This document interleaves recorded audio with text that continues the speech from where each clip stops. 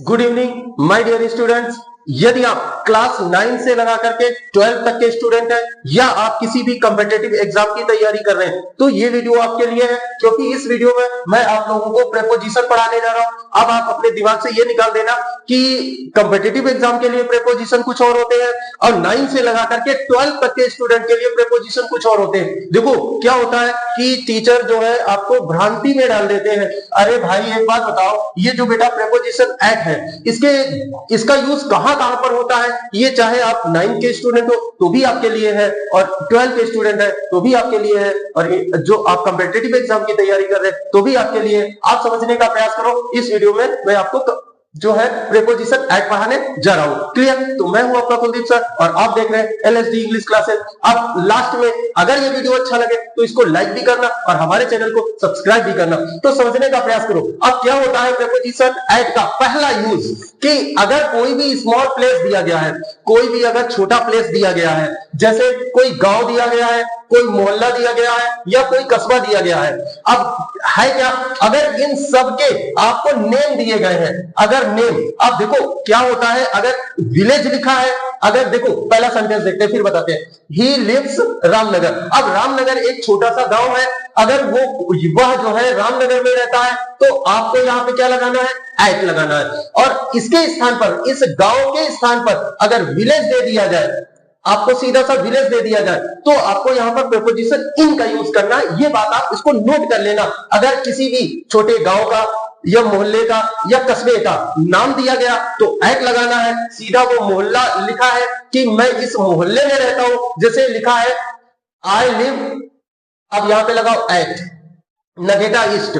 तो अगर ऐसा लिखा है कि आई लिव इन दिस मोहल्ला, अगर इस मोहल्ले में रहता हूं, तो अगर मोहल्ले का नाम नहीं है तो इन लगाओ, अगर मोहल्ले का नाम दिया गया है तो आप एट का यूज करो। ऐसे ही संडीला, संडीला एक छोटा सा कस्बा है तो इसके साथ क्या लगेगा, एट लगेगा।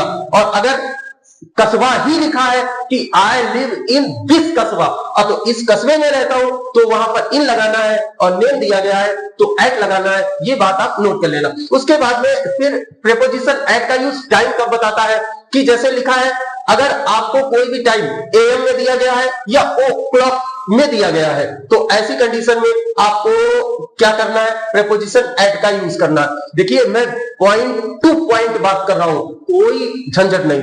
तो अगर AM में कोई टाइम AM में दिया गया है या ओ क्लॉक में दिया गया तो आपको एट लगाना है। इसके बाद में कोई भी चाल दी गई हो, कोई भी दर दी गई हो, कोई भी कीमत दी गई हो, इस कीमत पर ये मिलता है, देखो इस कीमत मैंने इसको खरीदने के लिए इतना रुपया खर्च किया, वहां पर फॉर लगेगा। लेकिन जैसे यहां पर ये बताया गया ये इतनी कीमत पर बिकता है, दूध जो है ये 60 रुपया लीटर बिकता है, तो आपको ऐसे स्थान पर क्या लगाना है, एट का यूज करना। और आपने 60 रुपए का दूध लिया तो वहां पर आपको फॉर लगाना है। ऐसे मोटरसाइकिल जो है भाई रनिंग कर रही है कितना, 80 किलोमीटर प्रति आवर, तो ऐसी कंडीशन में भी आपको एट का यूज करना।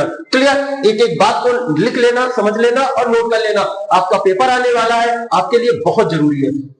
फिर कुछ फ्रेजेस दिए गए हैं, इन फ्रेजेस के साथ में फिक्स है कि एट का यूज करना है। जैसे शाउट लिखा है, जैसे शूट लिखा है, लाफ लिखा है, मोक है, बाइट, लुक, किक, एम, स्माइल एंड ग्राउल, इन सभी के साथ में आपको प्रेपोजिशन एट का ही यूज करना है। मीनिंग आपको पता होगा कि देखो शूट माने गोली मारना, शाउट माने चिल्लाना, लाफ माने हंसना, मोक माने मजाक उड़ाना, बाइट माने दांत से काटना। एक बेटा होता है CUT कट, कट वर्ड का मतलब होता है किसी हथियार या चाकू से काटना। और बाइट माने जो होता है दांत से काटना, कुत्ते हैं बाइट करते हैं, जो है बंदर है बाइट करते हैं। ग्राउंड माने गुर्राना होता है। क्लियर? इसके बाद में कुछ और भी वर्ड्स हैं, इन सब के साथ में भी एट का यूज करते हैं। लेकिन क्या है, इसमें सबसे ज्यादा स्टूडेंट्स गलती करते हैं, इसलिए मैंने वर्ड्स ही लिख लिए। अब क्या है भाई, एट होम, ये तो आपने रटा रटाया वर्ड है, एट होम। पार्टी में जाते हो, शादी के बाद होता है तो एट होम। क्लियर? लेकिन कुछ वर्ड्स हैं जैसे एयरपोर्ट हो गया, बस स्टॉप हो गया, अब उन सब के साथ में चाहे रेलवे स्टेशन हो, चाहे एयरपोर्ट हो, चाहे बस हो, चाहे स्टेशन हो, चाहे आपका स्कूल या कॉलेज हो या यूनिवर्सिटी हो, ये सब ऐसे प्लेस है, इनके सब के साथ में एट का यूज होता है। उसके बाद में टॉप, कोई व्यक्ति टॉप पर है तो ऐसी कंडीशन में भी एट लगाएंगे। और कुछ भी आपको ये बताना है कि पेज नंबर इतने पर देखो, तो उसके साथ में कि एट पेज नंबर 50, 60, 10, 12 जो भी हो, आपको पेज नंबर बताना है तो आपको एट का यूज करना पड़ेगा। कोई व्यक्ति पार्टी की वो भाई पार्टी में है तो ऐसी कंडीशन में इन का इन नहीं, एट का यूज करेंगे। क्लियर। उसके बाद में दिन के पहर, पार्ट्स ऑफ डे। अब जो दिन के पहर होते हैं पार्ट्स ऑफ डे, आपने शायद पढ़ा हो कि आपको वैसे तो दिन, रात, संध्याकालीन और सुबह 4 ही पता होंगे ना, लेकिन इतने होते हैं। कौन कौन से होते हैं आप समझने का प्रयास करो। नाइट अगर लगा है तो उसके साथ प्रेपोजिशन एट लगेगा।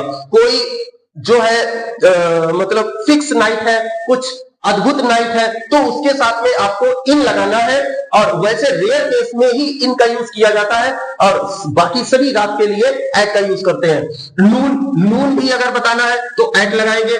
डॉन, डॉन का मतलब होता है भोर, सुबह सुबह का जब सूर्य उदय होने वाला होता है और निकला नहीं होता तो भोर को बोलते हैं कि भाई ये डॉन है। डस्क वो होता है जब संध्याकालीन होता है कि हर घर में जब प्रकाश किया जाता है, दीपक जलाया जाता है या लाइट जलाई जाती है, तो उसे कहते हैं डस्क। और डॉन सुबह सुबह का समय होता है। इसके बाद में अगला है मिडनाइट। मिडनाइट का मतलब तो मध्य रात्रि होता है, आप जानते हो।